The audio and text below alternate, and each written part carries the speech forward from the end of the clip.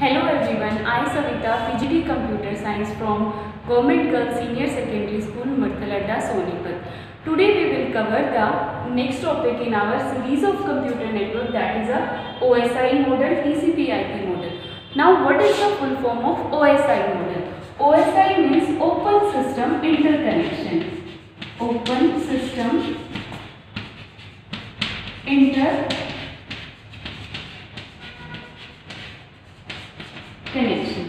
And the TCP/IP is a transmission control protocol and IP is the internet protocol. TCP/IP and the OSI model. OSI means Open System Interconnection. Means we can communicate, means the connection is open to everyone. We can communicate to every other system despite of their hardware differences. Means suppose one person is using the computer who have Pentium 4 and who has HCL configuration in their motherboard, and the other person is using an Apple phone. Then we can communicate between two different devices. So this is the Open System Interconnection. Now we study the working of computer network layer by layer. There are 7 layers in a OSI model, P, D, N, T, S, P, A. This is the short form of learning to crack the OSI model layer. First is a physical layer. Next is a data link layer. And the another is a network layer. This is a transport layer. And this is a session layer. And this is a presentation layer. And this is a application layer. Application layer, presentation layer, session layer, transport layer, network layer, data link layer and the physical layer. अब हमारे पास इनकी अगर हम numbering करते हैं तो 1, 2, 3, 4, 5, 6, 7. These are the layers that works in a computer network. How two system interconnect?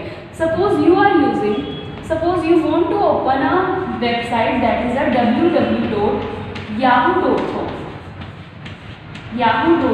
That means you have to write this website on this application layer. Means first there is a function of application layer. In application layer there are many types of protocol.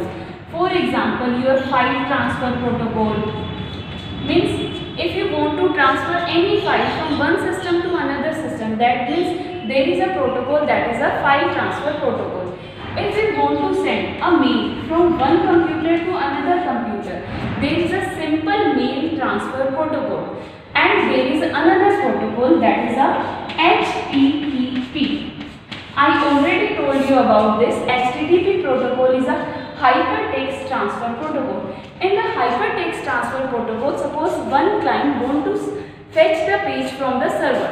That means this HTTP send a message to the server to fetch a particular page.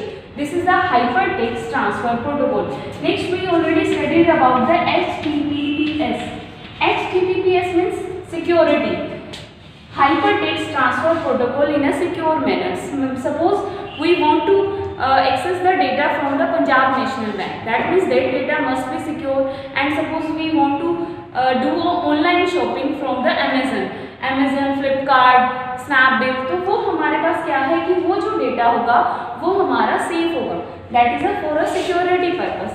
Means all the protocol, FTP protocol, SMTP, HTTP protocol, hypertext transfer protocol for security purpose. All these protocols are defined in a application layer. And next is the presentation layer. Presentation layer will decide how our message will look like. Means कि हमारा message encrypted होगा, decrypted होगा, compress होगा, decompress होगा.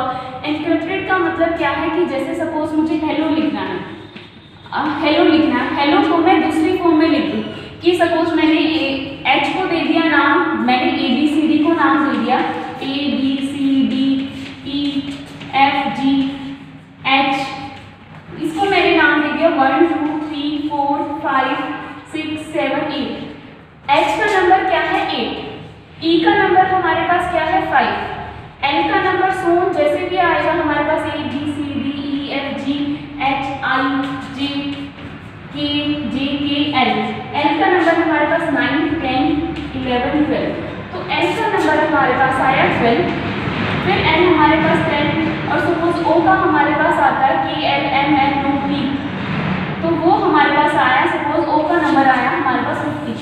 तो हमने hello को direct लिखने की बजाय कि कोई हमारे हेलो को बीच में हैक ना कर पाए नेटवर्क में, तो हमने उसको एक एनक्रिप्टेड कर दिया, उसको एक कोडेड फॉर्म में कर दिया कि ताकि जैसे आपने मूवीज़ वगैरह में भी देखा होगा कि कोई कोडेड मैसेज आते हैं फिर उसे इंजीनियर्स जो है वो उसे डिकोड करते हैं, तो वो हमारे पास होती है एनकोडिंग और डिकोडिंग। तो these are the functions of the presentation layer. Presentation means all the functions like compression, decompression, encryption, all these things are decided by the presentation layer. Means what is the meaning? That is also a meaning attached to the syntax. This is also the function of a presentation layer. Means what is the syntax? Syntax and the semantic. Semantic. What is syntax? Syntax means how the particular expression look like. This is the syntax, and semantic is the meaning attached to the particular syntax is called a semantic. And the next layer, first layer is a application layer. In application layer we will have to write down the address in a particular address bar. जैसे आप Google पे address bar लिखते हो www.yahoo.com लिखते हो, या आपने कोई भी hbsc.nic.in लिखते हो, तो वो आप कहाँ लिखते हो? एप्लीकेशन लेयर पर। एप्लीकेशन लेयर में सारे प्रोटोकॉल्स होते हैं। नेक्स्ट आ गया आपके पास प्रेजेंटेशन लेयर। जब आप कोई भी रिक्वेस्ट मांगते हो तो वो कैसी आपको दिखती है। फिर आती है कि आपने कोई भी गूगल से कोई पेज मांगा कि suppose I want to search what is software engineering, that means वो जो आपके पास इंफॉर्मेशन आएगी वो कैसे दिखती है, तो वो काम किसका होता है? प्रेजेंटेशन लेयर का। And the next is a session layer. Session layer का हमारे पास बेसिकली फंक्शन क्या होता है? Session layer is a dialogue control layer. Dialogue control layer और synchronization layer. Synchronisation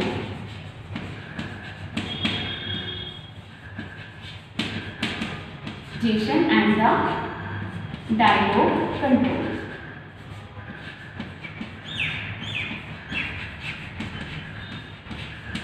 Synchronization and dialogue control का मीनिंग क्या है? Suppose you want to send a file that is of a 1000 MB. Suppose for example you send a file that is of a 1000 MB. 1000 MB की file you have to transport from one. Suppose you are in a Sonipat and you want to transfer that file to a person that is sitting in a Delhi. Suppose you have to insert a checkpoint between these 1000. Suppose first checkpoint you have to insert here. Means you want slots कि आपका 200 के slot में message आए। 200 आपने किया, 200 next फिर आपने 200 के स्लॉट्स में दिया, 200 के स्लॉट्स में दिया।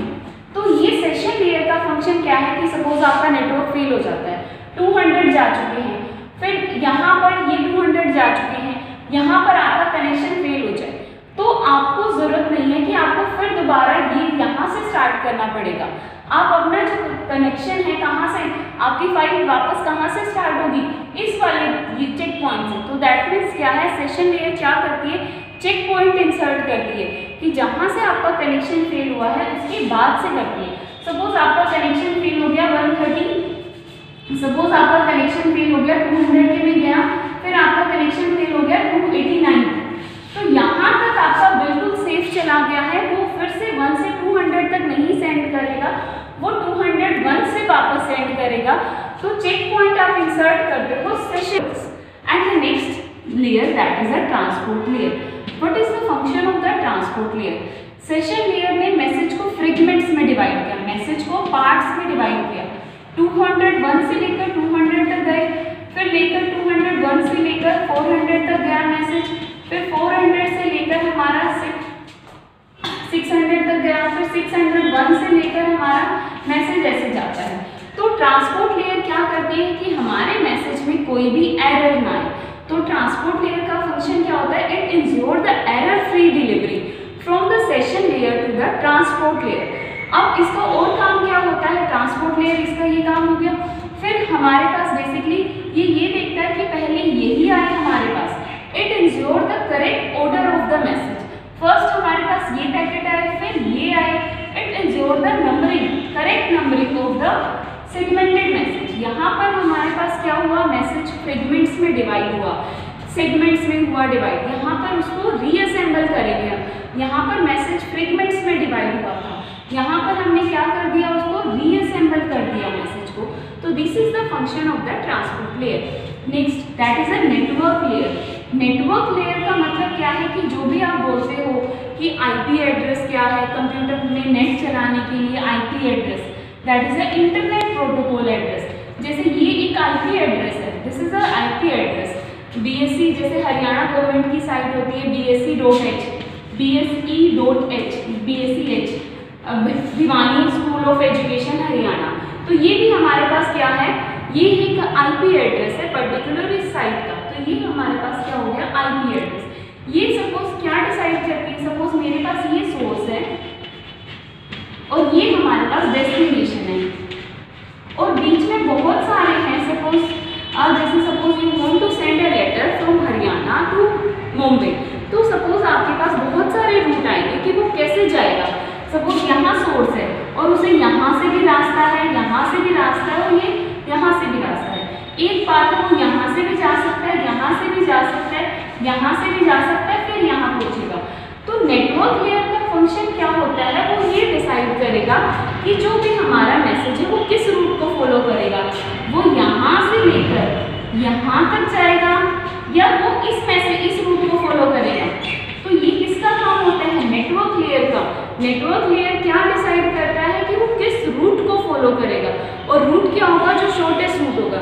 जैसे यहाँ से सपोज आपको दिल्ली जाना है तो आप वाया नरेला जाते हो या वाया बुराड़ी जाते हो, तो वो आपके पास क्या है कि आप किस रूट को फॉलो करते हो। तो नेटवर्क लेयर क्या करता है, इसमें बहुत सारी एल्गोरिथम लगती है शॉर्टेस्ट पाथ, कि आपको शॉर्टेस्ट पाथ निकालना है। तो वो हमारे पास किसका फंक्शन होता है, नेटवर्क लेयर का, to decide the route of the message, कि वो किस रूट को फॉलो करेगा। और इसमें हमारे पास बेसिकली एड्रेसिंग होती है, that is the internet protocol addressing. Addressing हम फर्दर डिस्कस करेंगे कि कितने टाइप की एड्रेसिंग होती है। Next is a data link layer. Data link layer क्या करती है, एरर्स चेक करती है कि जो मैसेज हमारे पास ऊपर से आ रहा है वो मैसेज हमारा एरर फ्री है या नहीं है। तो ये क्या डिसाइड करती है, नेटवर्किंग में से कोई अगर सपोज किसी ने हैक कर लिया तो आपके मैसेज में कोई एरर तो नहीं है। वो मैसेज सपोज आपने कोई बिट सेंड की थी तो वो हमारे पास 110000 ये सेंड की थी, बट हमारे पास पहुँचते पहुँचते उस बिट का हमारे पास ये हो चुका है। तो ये चेक करेगा कि मैसेज क्या था और हमारे पास पहुँचा क्या है। तो डेटा लिंक लेयर बेसिकली क्या चेक करती है कि उसमें कोई एरर तो नहीं है। नेक्स्ट है हमारे पास फिजिकल लेयर।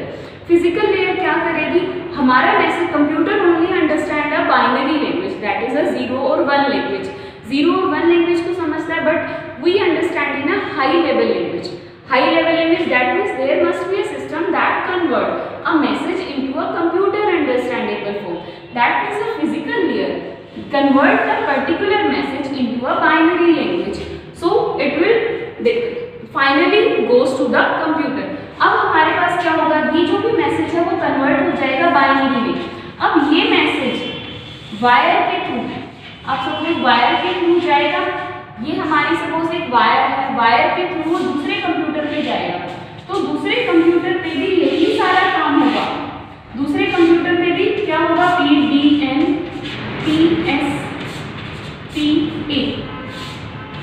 तो दूसरे कंप्यूटर पे भी हमारा क्या होता है, यही सारा काम होता है।